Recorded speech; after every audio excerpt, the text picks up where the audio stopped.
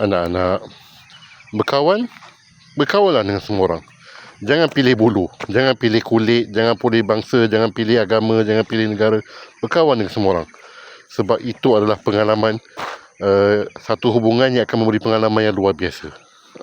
Dia akan tunjukkan kita betapa luasnya dunia, bermacam-macam ragam manusia.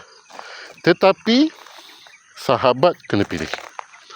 Bersahabat dengan orang-orang yang boleh memberi manfaat kepada kita dunia dan akhirat. Maknanya sahabat itu sudi bersama dengan kita susah dan senang.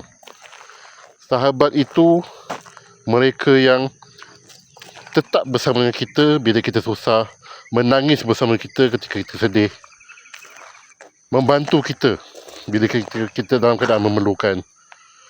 Bukannya kawan-kawan yang sentiasa ada bila hura-hura je. Tapi untuk mencari sahabat yang baik, kita di sini menjadi sahabatnya, kena jadi sahabat yang terbaik.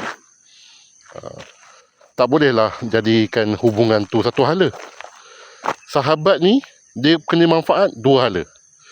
Dia berada dengan kita susah dan senang, bila-bila masa saja, kita pun kena bersedia untuk buat benda yang sama pada mereka.